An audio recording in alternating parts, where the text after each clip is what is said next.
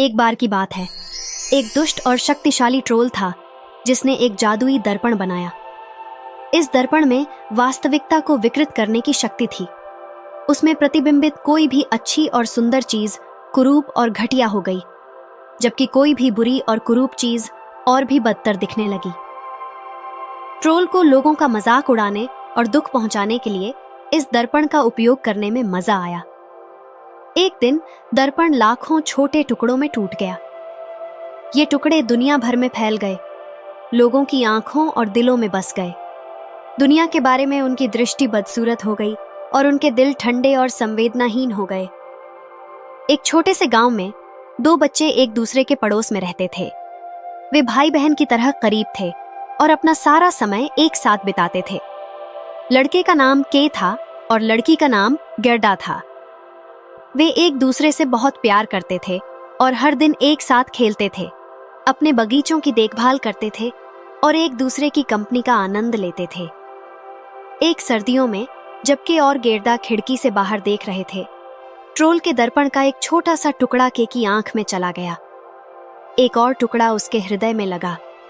उसी क्षण से के ठंडा और क्रूर हो गया।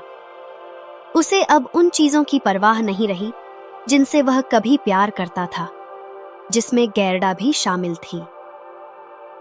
एक सर्दियों के दिन के बाहर बर्फ में खेल रहा था जब उसका सामना स्नो क्वीन से हुआ। वह एक खूबसूरत लेकिन बर्फीली शख्सियत थी जो दूर उत्तर में बर्फ के महल में रहती थी।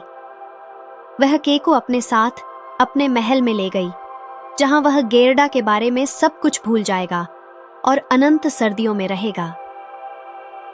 जब के गायब हो गया तो गेर्डा का दिल टूट गया। उसे अपने दोस्त की बहुत याद आई और उसने उसे ढूंढने का फैसला किया। वह एक लंबी और खतरनाक यात्रा पर निकली।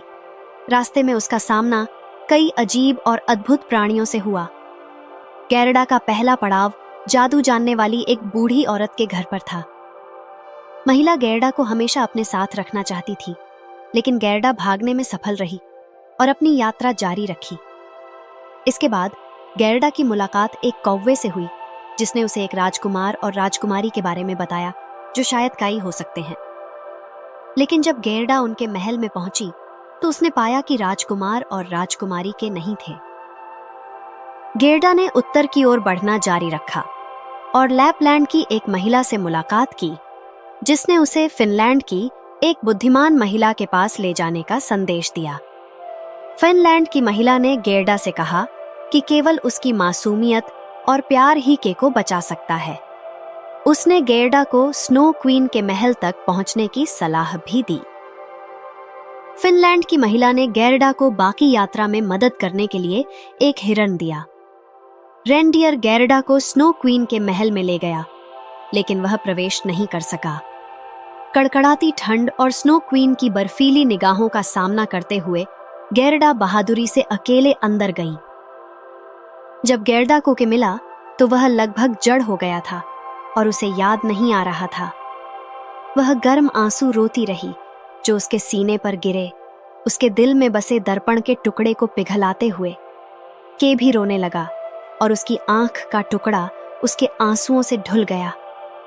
उसने गेर्डा को पहचान लिया और उसे कसकर गले लगा लिया।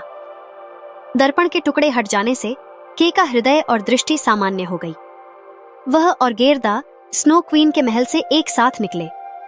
वे घर वापस चले गए, जहां मौसम बदल गया और फूल फिर से खिल गए। के और गेर्डा ने एक साथ अपना खुशहाल जीवन फिर से शुरू किया। उनका प्यार पहले से कहीं अधिक मजबूत हो गया।